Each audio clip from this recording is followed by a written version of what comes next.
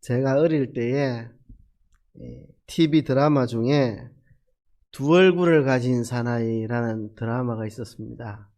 원래 미국에서 만들어져서 미국 TV에 방영되었던 건데 우리나라에서 수입해서 방영을 했습니다. 원래 제목은 헐크라는 드라마인데 한국에서는 제목을 바꾸어 가지고 두 얼굴의 사나이라는 제목으로 방영이 됐습니다. 미국 제목은 헐크에서 힘이 센 거기에 초점이 있다면 한국 얼굴의 사나이 한 사람인데 두 가지 모습을 가지고 살아가는 그 고뇌에 관한 것으로 한국 제목이 훨씬 좋다 그런 생각이 듭니다. 이 주인공이 브루스인데 이 사람은 학자고 이 사람이 연구하다가 자기 몸에 이상이 생겨서 평소에는 온유하고 조용하고 상냥한 사람인데 화가 나면 갑자기 온몸이 녹색으로 바뀌면서 몸에 근육이 생기고 몸집이 커져가지고 옷이 다 찢어지고 이제 헐크라는 괴물로 변합니다. 그러면 이제 이성을 상실하고 기억을 다 잃어버리고 그냥 괴물처럼 자기를 해하려고 하는 사람들을 집어 던지고 죽이고 막 그렇게 하는 거죠. 근데 그 상황이 지나면 다시 원래의 브루스로 돌아옵니다. 그러면 기억이 안 납니다. 자기가 헐크로 괴물로 바뀌었을 때 무슨 일을 했는지 전혀 기억이 안 나는데 주위를 둘러보면 내가 뭔 일을 저질렀구나 하는 건 감이 잡힙니다. 그죠? 주변에 사람이 엉망진창이 돼 있고 뭐 차가 엉망진창이 돼 있고 보면 다 기억나진 않지만 뭔가 자기가 괴물로 바뀌어서 뭔 일을 했다는 그런 찜찜한 느낌은 있습니다. 그래서 또 가방을 들고 정처 없이 떠납니다. 어떻게 하면 화만 나면 괴물로 바뀌는 자기 자신의 문제를 해결할 수 있을까 하는 숙제를 안고 날마다 방황하는데 해결은 못하고 살아가죠. 왜 사람들이 이런 드라마를 만들었을까? 이 영화나 드라마를 우리 그냥 볼 게 아니고 그 속에는 사람들 속에 있는 어떤 고민과 문제가 그 속에 들어 있습니다. 사실 뭐 우리 중에 아무도 헐크와 같이 괴물로 바뀌는 사람은 없지만 우리 모두가 사실 비슷한 고민을 하고 있습니다. 화가 나면 평소에 내가 아닌 다른 사람으로 바뀌고 그러면 때로는 이성이 마비되고 때로는 판단력이 흐려지고 때로는 과거에 내가 결심하고 했던 모든 기억들이 사라진 채 분노에 사로잡혀서 무언가를 하고 그 상황이 지나면 내가 무슨 짓을 했지? 내가 왜 그렇게 했을까? 후회하면서도 또 다음에 화나는 일이 생기면 또다시 그런 모습으로 바뀌고 그런 자기 자신을 제어하지 못해서 고민하는 이 두 얼굴의 사나이라는 이 드라마의 주인공 브루스처럼 브루스와 헐크 사이를 왔다 갔다 하면서 해결하지 못하는 고민 속에 사는 그 사람처럼 사실 우리 모두가 다 두 얼굴을 가진 그런 사람입니다. 세상에는 우리를 화나게 하는 일들이 참 많거든요. 여러분 화 안 나십니까? 저도 화나는 일 정말 많습니다. 뉴스 보다가도 화나고 정치판을 보도 화나고 뭐 세상에 화나는 일이 너무 많습니다. 그죠? 세상이 우리를 가만 놔두지 않습니다. 자꾸 화나게 만들죠. 그죠? 나는 전혀 화가 안 난다 이러면 좀 정신과에 가봐야 됩니다. 정상적인 사람이라면 다 화가 나죠. 근데 이 화를 잘 다스리지 못하면 홧김에 불 지르는 사람, 홧김에 사람을 찔러 죽이는 사람, 홧김에 이혼하는 사람, 홧김에 자식과 함께 동반 자살하는 사람, 홧김에 누군가의 음식에 농약을 확 집어넣어서 살해하는 사람, 홧김에 옥상에서 뛰어내리는 사람, 홧김에 씻을 수 없는, 돌이킬 수 없는 말을 내뱉어서 누군가에게 상처를 입히는 사람, 화를 참지 못해서 우리 사회에는 이 비극들이 참 많이 일어납니다. 기독교인들은 화날 일이 없는가? 기독교인들도 화날 일이 참 많습니다. 어쩌면 세상 사람보다 화날 일이 2배나 많을 수도 있습니다. 이 성화되어서 세상 사람보다 화를 덜 내서 그렇지 화날 일은 배나 많을 것 같아요. 일반 세상 사람들이 화날 일을 다 우리도 겪으면서 또 신앙인으로서 화나는 일이 또 겹치니까 어쩌면 화날 일이 2배나 많을지 몰라요. 목사에게는 화날 일이 3배나 많을지도 몰라요. 평신도들이 그냥 넘어갈 일인데도 목사의 눈에는 화가 나는 일들이 있습니다. 그냥 성도들 눈에는 아무것도 아니라고 보일지 몰라도 목사인 저의 눈에는 화가 나는 일들이 많이 있습니다. 어쩌면 저한테는 화나는 일이 3배나 많을지도 모릅니다. 실제로 있었던 일입니다. 미국의 엘라베마 주에 성경 암송 대회가 열렸는데 그 엘라바마 주 전체에서 성경 암송왕을 뽑는 암송 대회가 있었는데요. 이제 결승이 열렸습니다. 그래서 한 사람이 자기가 엘라바마 주의 성경 암송왕이 되리라고 확신을 가지고 있었는데 결승에서 실수로 한 단어를 틀려버렸습니다. 그래가지고 자기는 2등을 하고 다른 사람이 1등을 했습니다. 화가 났습니다. 잘했는데 결승에서 실수로 내가 한 단어 틀려가 내가 2등을 하고 딴 사람이 1등을 했단 말이죠. 이 사람이 화를 못 참아가지고 차로 갔습니다. 그리고 총을 꺼냈습니다. 그리고 1등한 사람 머리에다가 쏴버렸습니다. 실제 있었던 일입니다. 그렇죠? 화가 나면 헐크처럼 내가 되고 싶지 않은 사람, 내가 정말 원하지 않는 사람, 내가 정말 원하지 않는 말을 하고 원하지 않는 모습으로 변해버리는 이성도 마비되고 기억도 마비되고 순간적으로 평소의 자기와 다른 삶을 사는 그래서 본래로 돌아오면 또 후회하지만 또 그런 상황이 생기면 여전히 자기를 다스리지 못하는 사람, 이게 우리 모두의 고민입니다. 누구의 고민이 아니라 저로부터 우리 모두의 고민입니다. 어떻게 하면 분노로 자기도 망치고 남도 망치는 그런 불행한 삶을 살지 않을 수 있을까? 이게 오늘 저녁의 질문입니다. 그 대답을 창세기 4장 1절로 15절에 나온 가인과 아벨에 관한 말씀 속에서 해답을 찾아보고자 합니다. 오늘 본문은 인류 최초의 순교와 인류 최초의 살인에 관한 이야기입니다. 아담에게 가인이라는 아들과 아벨이라는 아들이 있었습니다. 가인이 형님이고 아벨은 동생이었죠. 이 아담과 하와 사이에 가인과 아벨이 태어났는데 가인은 농사 짓는 사람이고 아벨은 양을 치는 사람이었습니다. 세월이 많이 지난 후에 가인과 아벨 모두 하나님께 감사의 제물을 드렸습니다.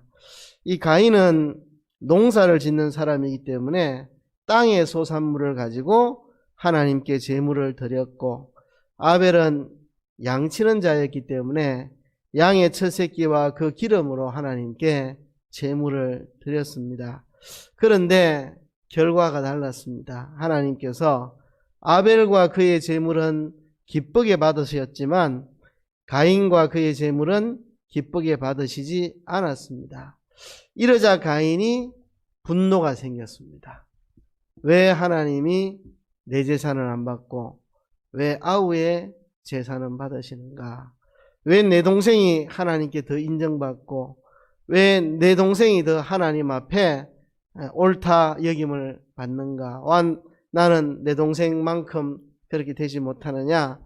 이제 이 분노가 생겼는데 오늘 본문 5절에 보면 가인이 심히 분하여 안색이 변하니, 화가 나면 안색이 변합니다. 가인의 얼굴이 시뻘개졌겠죠. 시뻘개져가지고 씩씩거리면서 화가 났겠죠.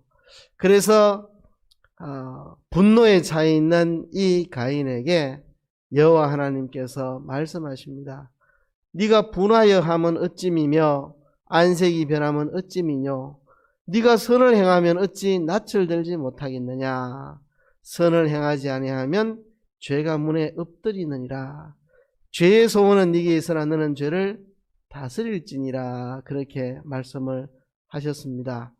자, 하나님이 가인의 제사는 안 받으시고 아벨의 제사를 받으신 것은 편애하신 것도 아니고 불공정하게 하신 것도 아니고, 아벨의 제물은 양이기 때문에 받으시고 가인의 제물은 농산물이어서 안 받으신 것도 아니고, 그 원인은 본인에게 있습니다. 오늘 본문은 분명히 그렇게 말합니다. 하나님께서 아벨과 그 제물을 연락하셨고 가인과 그 제물을 연락하지 않으셨다고 그렇게 말씀합니다. 그러니까 아벨의 제물을 연락하시기 전에 아벨을 먼저 연락을 하신 거고, 가인의 제물을 연락하지 않는 것 이전에 가인 자체에 대해서 하나님이 연락하지 않으셨다는 거죠. 그죠? 그러니까 문제는 제물에 있었던 게 아니고 사람에게 있었습니다. 아벨과 그의 제물을 받으셨다. 가인과 그의 제물을 기쁘게 받으시지 않으셨다. 그러니까 문제는 가인과 아벨 본인에게 있는 겁니다. 본인에게. 아벨은 하나님이 받으실 만한 삶을 살았고 그런 신앙을 가지고 있었고 그런 믿음을 가지고 있었고 그런 인격이 있었고, 가인은 하나님이 기쁘게 받으실 수 없는 인격과 삶, 그런 태도로 살았고, 그게 구체적으로 뭔지는 여기에 자세하게 설명해 놓지 않았습니다. 그리고 오늘 설교 포인트는 거기에 있는 게 아니니까 그 부분은 자세하게 이야기하지 않겠습니다. 아무튼 가인의 제사를 하나님이 기뻐 받으시지 않은 것은 가인 자신에게 문제가 있었습니다.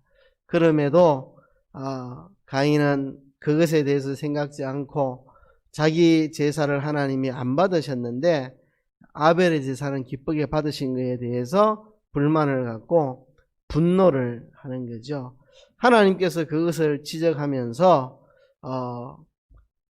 네가 왜 분을 내느냐, 왜 안색이 변하느냐, 선을 행하면 네가 어찌 낯을 들지 못하겠느냐, 선을 행하지 아니하면 죄가 문에 엎드리느니라.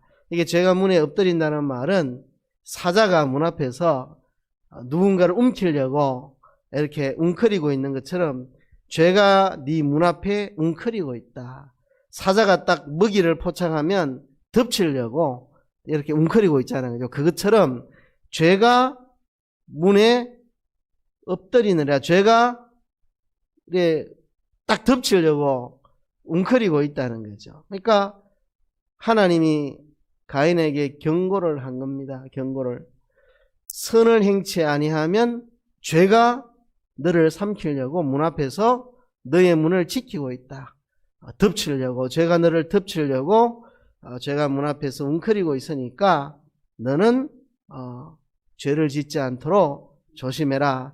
죄의 소원은 네게 있으나 너는 죄를 다스릴지니라. 선을 행치 아니하면 죄가 너를 삼키려고 문 앞에 웅크리고 있으니까 죄의 소원은 네게 있지만 너는 죄를 다스려야 한다. 이렇게 하나님께서 분노에 찬 가인에게 경고를 하셨습니다. 네가 왜 분노하느냐? 네가 왜 안색이 변하느냐? 선을 행하면 어찌 네가 낯을 들지 못하겠느냐? 네가 선을 행하지 않고서 분을 내느냐? 네가 선을 행하지 않으면 죄가 너를 삼키려고 문 앞에 지키고 있다. 죄의 소원은 있지만 너는 그것을 다스려야 된다. 사람에게 분노가 있죠. 분노가. 그렇지만 그거를 다스려야 한다. 그렇게 말씀하셨는데 가인은 그 경고를 듣지 않았습니다. 들판에서 그 아벨을 쳐 죽여버렸습니다. 그 분노를 삭히지 못하고 아벨을 쳐 죽였습니다. 그러자 또 여호와 하나님께서 가인에게 나타나셔서 네 아우 아벨이 어디 있느냐 물으십니다. 하나님이 몰라서 물으시는 게 아니고 네가 왜 동생 아우를 쳐 죽였느냐, 지금 책임 추궁하는 것입니다. 네 아우가 어디 있느냐 몰라서 질문하는 게 아니고 왜 동생을 죽였냐고. 내가 그만큼 분노를 삭히라고, 분노를 다스리라고 말했는데 왜 내 말 듣지 않고 동생을 죽였냐고 하시는 건데, 가인은 시치미를 떼고 조금 더 뉘우칠 생각이 없습니다. 내가 내 아우를 지키는 자입니까? 왜 내한테 물으십니까? 내가 내 동생 지키는 자입니까? 이렇게 대답을 했습니다. 그때 하나님께서 네가 무엇을 하였느냐? 내 아우의 핏소리가 땅에서부터 내게 호소하느니라 하시면서, 땅이 내 아우의 피를 받았기 때문에 다시는 땅이 너에게 소산을 주지 않을 것이다. 네가 땅에서 저주를 받을 것이다. 네가 밭가라도 땅이 다시 효력을 주지 않기 때문에 너는 땅에서 피하여 유리하는 자가 되리라. 농사를 지어도 땅이 가인에게 소출을 주지 않으니까 새로운 땅을 향하여 또 거기 가도 소출이 안 나고, 또 새로운 땅을 향하여 거기 가도 소출이 안 나고, 이렇게 가인은 땅에서 저주를 받아서 땅이 그 효력을 주지 않기 때문에 이리저리 유리방황하며 사는 그런 방랑자가 될 것이다. 네 손에서 네 아우의 피를 땅이 받았기 때문에 땅에서 네가 저주를 받아 땅이 네게 효력을 안 주고 너는 땅에서 떠나 유리하는 삶을 살게 될 것이다. 그렇게 하시죠. 그래서 이제 가인이 유리방황하는 삶을 살게 되는데, 가인이 하나님께 말합니다. 내 죄벌이 너무 중하여 견딜 수 없습니다. 내가 이렇게 유리방황하다가 사람들에게 죽임을 당하게 될 것입니다. 사람들이 나를 죽일 것입니다. 그렇게 말을 하고, 하나님께서 가인에게 사람이 너를 죽이지 못하게 내가 할 것이라고 말씀했죠. 가인이 두려움에 사로잡혀 있습니다. 사람들이 나를 죽일 것이라는. 왜? 아담이 인류의 시조고 아담이 가인과 아벨만 낳았겠습니까? 그렇죠? 아담이 900살 넘는 삶을 살면서 얼마나 많은 자녀를 낳았겠습니까? 그 수많은 그 아담의 자손, 그죠? 아담이 그 1000년 가까운 세월을 살면서 얼마나 많은 자녀를 낳았겠습니까? 그 사람들에게 가인은 형제를 죽인 사람이니까 이 아담의 후손들이 자기를 죽일 것이라는 그 공포에 사로잡혀 있어서 하나님께서 사람들이 가인을 너를 죽이지 못하도록 내가 그래 하겠다 말씀을 이렇게 하셨습니다. 이게 오늘 본문에 나와 있는 이 분노로 최초의 살인을 했던 가인에 관한 말씀입니다. 자, 이 가인의 분노가 어떤 결과를 초래했는가? 자기 인격과 삶을 다 파괴시켰고, 또 다른 사람과의 관계를 다 파괴시켰고, 하나님의 축복을 다 파괴해버렸습니다. 이 분노를 삭히지 못하면 자신의 인격과 삶을 다 망가뜨리고, 다른 사람과의 관계를 망가뜨리고, 하나님의 축복을 다 망가뜨리는 파괴력이 있는 게 이게 분노입니다. 가인은 인류 최초의 살인자로 기억되는 불행한 사람입니다. 그리고 평생 외로운 가운데 살아야 했습니다. 땅이 효력을 주지 않으니까 땅에서 유리하여 방황하는 방랑자가 되어서 이곳에 가서 농사를 지어도 잘 안 되고 저곳에 가도 잘 안 되고 이리저리 방황하고 또 사람들과 어울려 살지는 못합니다. 두려움에 빠져가지고 아담의 후손들이 나를 언제 죽일지 모른다. 나를 그 형제를 죽인 사람으로, 그죠? 아담이 오래 장수하면서 수많은 자손을 낳았는데 자기가 형제를 죽였기 때문에 그 두려움 때문에 아담의 아들, 아담의 자손들이 자기를 죽일 거라는 그 두려움에 빠져 있습니다. 이 두려움과 분노는 항상 공존합니다. 두려움과 분노는 공존합니다. 세상에서 가장 비겁하고 두려운 사람은 폭군들입니다. 가장 비겁하고 가장 두려움 속에 사는 사람들이 폭군들입니다. 남에게 분노를 쏟아내는 사람은 언젠가 그 사람들에게 내가 복수를 당할 것이라는 두려움에 삽니다. 저 이북에 있는 그죠? 이 김씨 3대 사람들 두려움 속에 사는 사람입니다. 두려움 속에 사는 사람. 옛날에 김정일이 그런 이야기를 했다 그러죠. 자기는 밤마다 악몽에 시달린다. 북한 인민들이 자기를 돌로 쳐 죽이는, 북한 인민들이 자기를 죽이는 꿈을 꾸면서 자기는 악몽에 시달린다. 김정일이 그래 고백했잖아요. 악몽에 시달린다고. 인민들이 자기를 돌로 치고 그래 죽이는 그런 무서운 악몽에 시달린다. 그죠? 분노로 많은 사람들을 숙청하고 했던 사람. 두려움 속에 사는 거죠. 김정은도 두려움 속에 사는 거죠. 특별 열차에서 비밀리에 그죠? 하도 나쁜 짓 많이 해가지고 불안해가 살 수 없는 사람들.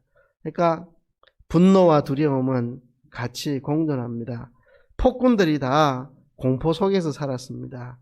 히틀러, 네로 황제 다 자기의 분을 삭히지 못한 사람들이고 또 두려움과 공포 속에서 의심하면서 주변에 있는 사람들 의심하면서 온전한 정신이 아닌 사람들이죠. 그죠?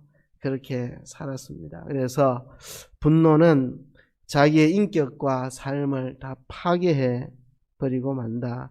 가인이 그 분노를 삭히지 못해서 결국 동생을 죽였고 인류 최초의 살인자가 되어서 땅에서 유리방황하면서 사람들을 두려워하며 그렇게 사는 불행한 삶을 살게 된 거죠.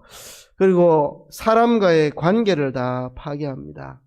동생을 쳐 죽였고, 그죠? 씻을 수 없는 그런 일을 저질렀고, 또 부모님 어떻게 보겠습니까? 동생의 아버지가 내 아버지고, 동생의 어머니가 내 어머니인데, 동생을 쳐 죽이고, 부모님의 낯을, 아담과 하와의 낯을 어떻게 보겠습니까? 그리고 어느 누구에게도 정붙이고 살 수 없는 외로운 처지가 되어서 두려움 속에서 만나는 사람마다 나를 죽일까 두려워하는 두려움 속에서 그러니까 이 분노를 잘 다스리지 못해서 관계가 다 깨져 버렸습니다. 그리고 하나님의 축복의 문이 닫혀 버렸습니다. 땅으로부터 저주를 받아서 더 이상 땅이 그에게 효력을 내주지 않았습니다. 장자의 축복도 잃어버렸습니다. 가인이 장자잖아요. 근데 그 축복을 잃어버렸고 그 축복은 아벨 대신에 하나님이 주신 아들 셋에게 돌아갔습니다. 그래서 셋이 믿음의 계대를 이어서 그 셋의 후손으로 셈이 나오고 셈의 후손에서 또 메시아가 오는 이 축복의 통로가 됐죠. 가인은 장자의 축복을 잃어버렸고 또 땅으로부터 저주를 받아 요리방황하는 자가 되었고 하나님의 축복의 문이 그에게 닫혀져 버렸습니다. 이렇게 가인이 분노를 삭히지 못하는 이것 때문에 자신의 인격과 삶도 다 파괴했고 인간관계도 다 파괴했고 하나님의 축복도 다 망가뜨려버린, 다 막아버린 그런 불행한 결과를 초래를 했습니다. 그래서 우리가 분노의 노예가 되지 않도록 분노를 잘 다스리도록 그렇게 해야 합니다. 자, 그러면 어떻게 우리가 분노를 잘 제어할 수 있을까? 오늘 본문 속에서 생각을 해보고자 합니다. 첫 번째는요, 모든 상황을 하나님의 시각으로 보는 훈련이 필요합니다. 하나님의 시각으로. 그러니까 내 시각으로, 내 중심적으로 세상을 보지 않는 겁니다. 하나님의 시각으로 세상을 바라보아야 합니다. 자, 하나님께서 분명히 이래 말씀하시죠. 가인과 그의 재물을 연락하지 않으셨다. 아벨과 그의 재물을 연락하셨다. 그러니까 이 재물을 받고 안 받고의 책임은 가인과 아벨 본인에게 있는 것이고 본인에 따라서 하나님이 받기도 하고 안 받으셨다. 그러니까 재물 때문이 아니라 가인 자신 때문에 자신의 문제 때문에 하나님이 그와 그의 재물을 받으실 수 없었다는 거죠. 그러면 하나님의 시각으로 이 상황을 본다면 하나님이 나와 내 재물을 안 받으셨다. 이 재물 이전에 내 자신이 하나님이 받으실 수 없는 사람이 되었다. 왜 동생과 동생의 재물을 하나님이 받으셨는데 왜 나와 내 재물을 안 받으셨을까? 무엇이 내게 잘못일까? 이렇게 하나님의 시각으로 봤으면 그가 회개를 하고 하나님 앞에 간구를 하고 용서를 빌고 하나님, 내가 이런 게 잘못됐습니다.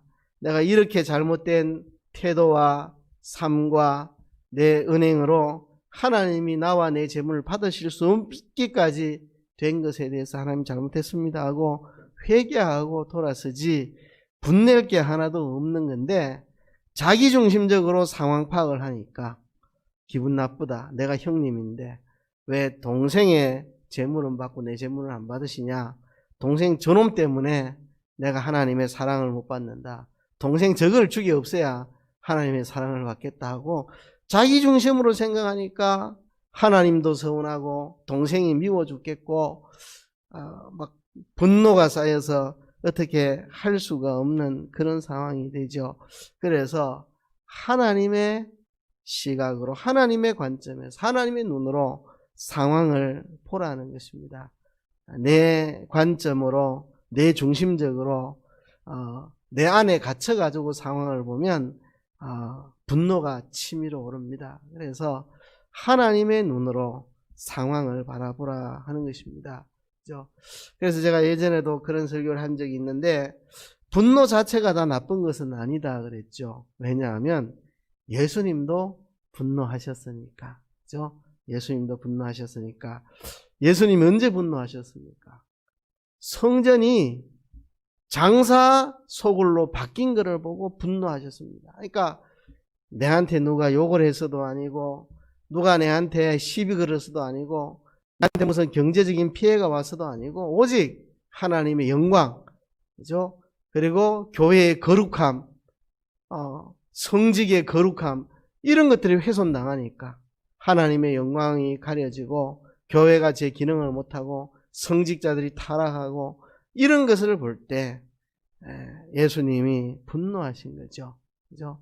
하나님의 눈으로 바라봤을 때 이거는 분노해야 될 일이다. 그런 일에 분노하셨지, 자기의 어떤 감정 기분, 자기의 어떤 이해관계, 자기 자존심 이런 것 때문에 예수님이 분노하신 적이 없으시죠. 다 하나님의 영광을 위해서 분노하신 거죠. 사도 바울도 분노한 적이 있습니다. 선교여행 중에 그리스 아테네에 갔더니 온갖 우상들이, 온갖 그리스 로마 잡신들이 도시에 가득하게 차 있는 것을 보고, 그 우상 천지인 것을 보고 바울이 아주 분노하죠. 그죠? 모세도 분노했습니다. 시내산에서 십계명을 받아서 그 두 돌판에 새겨주신 십계명을 받아 내려오는데 그동안을 못 참고 금송아지 우상 섬기고 있는 그들을 보고 모세가 분노해가지고 십계명 돌판 둘을 깨뜨려 버렸죠. 그죠? 엘리야도 분노했습니다. 이스라엘 백성들이 하나님을 떠나 바알신을 섬기고, 그래서 하나님의 선지자들은 다 잡아 죽이고 바알 선지자를 국책 사업으로 육성을 하고, 거기에 대한 분노. 그래서 갈멜산에서 대결을 신청하고 바알 아세라 선지자 850명을 다 잡아 죽였습니다. 다 잡아 죽였어요. 분노죠, 분노. 그죠? 이스라엘이 완전히 배도에 빠지고 바알 아세라 숭배로 온 나라가 엉망이 되고, 거기에 대한 분노. 그래서 바알과 아세라 선지자 850명 다 죽였습니다, 엘리야가. 그 정도로 분노를 쏟았죠. 그죠? 근데 그런 분노들은 자기를 위한 분노가 아니고 하나님의 영광을 위해서, 교회의 거룩함을 위해서, 하나님의 나라를 위해서 분노하는 거죠. 다윗도 이 골리앗이라고 하는 적장군이 여호와 하나님과 그의 백성 이스라엘을 모욕하는 것을 보고 분노를 해가지고 가서 골리앗을 쳐 죽였잖아요. 분노를 해가지고. 그러니까 이런 것들은 하나님의 뜻을 위해, 하나님의 영광을 위해, 교회를 위해, 성도들을 위해, 의를 위해 분노하는 것들이죠.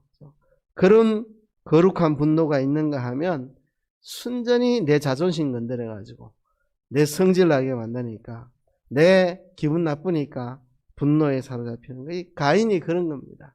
순전히 자기중심적인. 왜 내 재산을 안 받으시느냐? 왜 저놈의 새끼 이 재산을 왜 받으시노? 내 건 안 받으면서 저놈의 재산을 왜 받냐? 막 이게 분노, 화가 나가 견디지 못하는 거죠. 그죠? 왜 하나님은 내 동생을 더 아끼노? 더 사랑하노? 왜 하나님 내 동생 재산을 받으시노? 저놈을 죽여야 내가 속이 시원하겠다. 이 분노를 삭히지 못하는 거죠. 그죠? 그래서 하나님의 눈으로 세상을 바라보지 않고 내 중심에 빠져가, 철저하게 자기 중심에 빠져가지고 세상과 상황을 바라보면 분노가 생기고 그 분노를 삭힐 수가 없다는 것입니다. 그래서 이 모든 상황을 하나님의 눈으로 보는 훈련이 우리에게 필요합니다. 하나님의 눈으로, 그죠? 나라고 하는 이 감옥 속에 갇혀가지고, 나라는 감옥 속에 갇혀갖고 내 중심으로 상황을 보니까 자꾸 분노를 제어하지 못하는데, 하나님의 눈으로 세상을 보면 그 분노를 삭힐 수가 있다 하는 것입니다. 그 다음에 오늘 본문에 보면 분노를 다스리라고 여호와 하나님께서 말씀을 하십니다. 네가 선을 행하면 왜 낯을 못 들겠느냐? 선을 행치 아니하면 죄가 문에 엎드리느니라. 죄의 소원은 네게 있으나 너는 죄를 다스릴지니라 그랬습니다. 우리는 분노를 다스려야 됩니다. 분노가 있다는 것은 지극히 정상적이고 건강한 사람입니다. 나는 아무런 분노도 안 생긴다. 이거 문제가 있습니다. 인격적으로. 화날 땐 화가 나야 정상이지. 근데 문제는 그 분노를 다스릴 줄 알아야 합니다. 분노는 자연스러운 감정입니다. 하나님도 분노하시는데, 그죠? 만군의 여호와가 있노라 하시면서 하나님이 분노하시는 장면이 성경에 많이 나옵니다. 하나님도 죄를 보면, 불의를 보면 하나님 분노하시잖아요. 그죠? 그래서 하나님도 분노를 하시는 분이고, 우리가 하나님 형상대로 지원받은 사람이니까 사람에게도 분노가 있죠. 그러나 이것이 하나님의 뜻대로 하는 분노가 아니라 감정 때문에 솟아나는 분노라면 이 분노를 잘 다스려야 됩니다. 이 분노를 잘 다스려야 됩니다. 분노가 있다는 자체가 나쁜 건 아니라 그랬죠. 때로는 이 분노가 얼마나 큰 힘이 되는지 모릅니다. 다윗이 하나님과 이스라엘을 모욕하는 골리앗에 대해서 분노가 없었다면 달려가서 쳐 죽였겠습니까? 분노가 있으니까 골리앗을 쳐 죽이고 이스라엘을 구원하고, 그죠? 그러니까 이 분노라고 하는 것이 하나님께 잘 쓰이면 좋게 쓰일 수 있는 게 분노입니다. 사람이 불의를 보면 분노가 있어야 돼요. 그죠? 세상이 잘못 돌아가고 정치판이 썩고 우리 사회의 도덕 윤리가 타락하고 이 죄악이 횡행하는 꼴을 보면 분노가 생겨요. 분노가 생겨요. 교회가 교회 노릇을 못하고 성직자가 부패하고 기독교인들이 빛을 잃고 이런 걸 보면 화가 나고 분노가 생겨야 되죠. 그래서 그 분노 때문에 정말 우리 남산교회는 교회다운 교회로 한번 만들어 봐야 되겠다. 정말 빛과 소금이 되는 교회로 한번 만들어 봐야 되겠다. 내가 진짜 기독교인다운 기독교인이 한번 돼 봐야 되겠다. 그래서 내가 모범이 되는 진짜 참된 기독교인의 모습이 뭔지 내가 한번 보여주겠다. 내가 정말 훌륭한 목사가 한번 돼 보겠다. 이런 분노가 있으면 그 분노라는 것이 무조건 나쁜 게 아니고 이 거룩한 분노, 의의 분노가 우리에게 좋은 역할을 할 때가 많이 있습니다. 그러나 그렇지 못한 자기중심적인 분노가 올라올 때는 이거를 다스려야 됩니다. 다스려야 돼요. 이 다스린다 하는 거는요, 억누르는 거하고 다릅니다. 제가 늘 말하지만 분노를 억눌러 놓으면 안 됩니다. 그죠? 언젠가 터집니다. 터져요. 분노를 억누르면 병됩니다. 병돼요. 분노를 쌓아놓으면 안 됩니다. 그죠? 다이너마이트 차곡차곡 쌓아놓으면요, 언젠가 그 잘못 건드려 터지면은 자기 죽고 남 죽고 다 죽습니다. 분노를 차곡차곡 눌러 쌓아놓는 것은 좋은 게 아닙니다. 그렇죠? 성화되어서 분노가 석 눈 녹듯이 녹아내리는 것은 좋은 겁니다. 성화되어서 하나님의 시각으로 상황을 바라봤더니 분노가 눈 녹듯 사라지더라. 이런 건 좋은 겁니다. 그래서 기도하는 가운데 분노가 싹 사라지고 상대방에 대한 사랑과 긍휼의 마음이 싹 솟아나고 이런 건 좋은 겁니다. 근데 그런 게 아니고 그냥 분노를 막 꾸깃꾸깃 억눌러 놓는 거는 자기 자신을 병들게 만들고 언젠가 다른 사람에게 크게 터뜨려 가지고 아주 큰일 저지르는 겁니다. 그래서 분노를 쌓아놓지 마셔야 됩니다. 통계가 있는데요. 분노를 쌓아놓는 사람들이 분노를 잘 해결하는 사람보다 일찍 죽는답니다. 분노를 잘 소화해내는 사람이 분노를 차곡차곡 쌓아놓는 사람보다 30% 오래 산답니다. 30%나 더 오래 산대요. 분노를 속에 쌓아놓는 사람은 오래 못 산답니다. 병들어가, 마음이 병들어 일찍 죽는다고요. 그래서 분노를 억누르는 것도 좋은 방법 아니고 뻥 터뜨리는 것도 좋은 방법이 아닙니다. 분노를 잘 다스려야 되는데 어떻게 다스리면 될까? 좀 실질적인 방법을 좀 이야기하자면요. 우리 그 압력밥솥 옛날에 이제 가스불 위에 올려놓으면 이게 이제 압력이 너무 높으면 뻥 터지면 큰 사고 납니다. 그래서 꼭지를 만들어 놓습니다. 탁 비틀면 김이 쫙 빠져가 안 터지거든요. 그래서 우선 꼭지를 열어 가지고 김을 좀 빼야 됩니다. 빼야 돼요.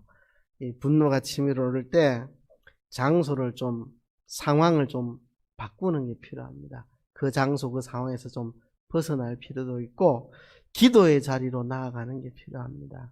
그래서 하나님 앞에 기도의 자리에 나아가서 우선 뻥 터질 것 같은 이 분노의 김을 좀 빼내야 됩니다. 그래서 뻥 터지는 것을 방지를 해야 됩니다. 그죠?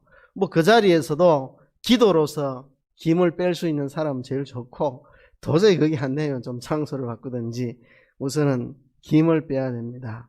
그리고 불을 낮춰야 됩니다. 그죠? 불을 낮춰야 이 압력이 내려오니까요. 불을 좀 낮추어야 합니다. 화가 날 때 목소리도 낮추고, 그죠? 제가 항상 제가 이야기하지만 저는 화나면 목소리를 낮춥니다. 낮춰요. 그래야 나도 이게 내려가고 상대방도 이게 내려가니까. 그죠? 화가 나면 날수록 저는 목소리를 조용하게 합니다. 그래야 나도 이게 낮아지고 상대방 낮아지니까. 그죠? 이 불을 좀 낮추는 겁니다. 목소리를 낮추고 좀 태도도 좀 더 정중하게 하고 좀 말도 좀 더 상냥하게 하고 이렇게 좀 불을 낮춰야 둘 다 안 터지니까 나도 안 터지고 그 사람도 안 터지니까 불을 낮추고 그 다음에 물을 좀 많이 채워야 됩니다. 물이 꽉 차면 웬만큼 불을 올려도 이게 잘 안 끓습니다. 근데 물이 요만큼 있으면 불 올리자마자 확 끓어오릅니다. 사람이 속이 좀 꽉 차야 됩니다. 은혜로, 사랑으로, 성령의 충만함으로 사랑과 희락과 화평 이런 게 내 속에 꽉 차면 상당히 많이 상대방이 불을 질러도 내 그릇이 커가지고 내 안에 있는 기쁨이 너무 크고 사랑과 화평이 소망이 너무 커서 웬만큼 상대방이 불을 질러도 이게 잘 끓어오르질 않는 거죠. 그죠? 이렇게 다스리는 겁니다. 급할 땐 꼭지를 열어 김 빼듯이 기도의 자리에 나아가서 김을 좀 빼든지 장소를 바꾸든지 해야 되고 불을 낮춰야 됩니다. 목소리도 낮추고 표정도 더 정중하고 상냥하게 이렇게. 그리고 이 물을 가득 채워야 됩니다. 웬만큼 해도 이게 쉽게 안 끓어오르도록 내 안에 있는 기쁨과 사랑, 은혜 이런 거를 좀 꽉 채워야 웬만큼 누가 불질러도 안 끓어오르죠. 그렇게 해서 분노를 다스릴 수 있어야 됩니다. 그리고 오늘 본문에 보면 선을 행하라고 말씀합니다. 네가 선을 행하면 어찌 낯을 들지 못하겠느냐. 선을 행치 아니하면 죄가 문에 엎드리느니라 그랬죠. 그죠? 선을 행하라 그랬습니다. 그러면 분노가 잦아들게 되고, 선을 행치 않으면 분노가 끌어올라 나를 지배하고 삼키게 된다고 하는 것입니다. 그래서 우리가 하나님의 시각으로 상황을 볼 수 있는 훈련이 필요하고, 또 분노를 잘 지혜롭게 다스리는 법을 훈련해야 되고, 선을 행함으로 분노가 자기를 지배하지 못하도록 선을 행하며 살라고 오늘 본문이 우리에게 말하고 있습니다. 에베소서 4장에 보면 분을 내어도 죄를 짓지 말고 해가 지도록 분을 품지 말고 마귀로 틈타지 못하게 하라 그랬거든요. 그러니까 분이 올라오는 것은 정상입니다. 내 속에 분노가 있다 생각하면 나는 지극히 정상적인 사람이라 생각하면 됩니다. 성경에 분이 생기는 사람은 죄인이다 이래 말하지 않았습니다. 분을 내어도 죄를 짓지 말고, 그 말은 분이 나는 것은 자연스럽다는 겁니다. 분 안 나는 사람이 누가 있습니까? 이 분통 터지는 세상에, 이 분통 터지는 세상에 분 안 나는 사람 누가 있습니까? 그렇죠? 그러니까 분이 난다는 자체를 성경이 정죄하지 않았습니다. 분을 내어도 죄를 짓지 말고 분이 죄로 이어지지 않도록 하고, 해가 지도록 분을 끌고 가지 마라. 빨리 처리하고 빨리 해결해. 빨리 처리하는 게 좋습니다. 그러니까 우리가 분이 있다는 자체가 이 문제가 아닙니다. 분나는 세상, 저도 뭐 얼마나 화가 나는지. 그렇지만 그 분이 죄로 이어지지 않도록, 또 그 분을 오래 끌고 가지 않고 내 분노에 마귀가 틈타지 못하도록 그렇게 하라는 것입니다. 근데 한 가지 우리가 또 조심할 거는요, 이게 이런 공식과 잘 대입이 안 되는 상황도 있습니다. 남자도 그렇고 여자도 그렇고 이 성장 과정에서 분노가 잘 조절 안 되는 어떤 시기가 있는 것 같아요. 어릴 때는 사춘기 때가 그렇고, 나이 들어서는 갱년기 때가 그렇고, 그럴 때는 또 주변 사람들이 그 사람의 분노를 사랑으로 받아줘야 됩니다. 이 사춘기 때나 갱년기 때 올라오는 이 분노는 설명이 안 되고 이 통제가 잘 안 되는 분노가 있을 수 있습니다. 누군가가 이해되지 않는, 원래 그런 사람이 아닌데, 저 사람이 그런 사람이 아닌데 이상하게 분노를 통제 못한다 하면 이때가 그때구나, 내가 그 사람을 사랑으로 품어야 되겠구나, 그렇게 생각하시면 됩니다. 그래서 저도 사람들을 잘 관찰을 합니다. 관찰을 해서 저 사람이 그런 사람이 아닌데 평소와 다른 분노에 빠져 있다 생각하면 인생의 이 생의 주기 속에 잘 통제되지 않는 분노가 올라오는 어떤 과정을 지나고 있다. 그 과정을 저 사람이 잘 통과할 때까지 내가 사랑으로 품어야 되겠다. 옛날 저도 젊었을 때 같으면 왜 저분이 저래 이렇게 다가설지 몰라요. 인생 좀 살아보니까 성장 과정에서 인생의 어떤 생의 주기에서 나오는 생리적인 분노가 있으니까, 또 그런 것은 주변 사람들이 잘 감싸 안아서 그 사람을 잘 이렇게 보호해 주는 것도 우리가 필요합니다. 아무튼 이 분노를 잘 통제할 수 있는 저와 여러분 되기를 주의 이름으로 축복합니다.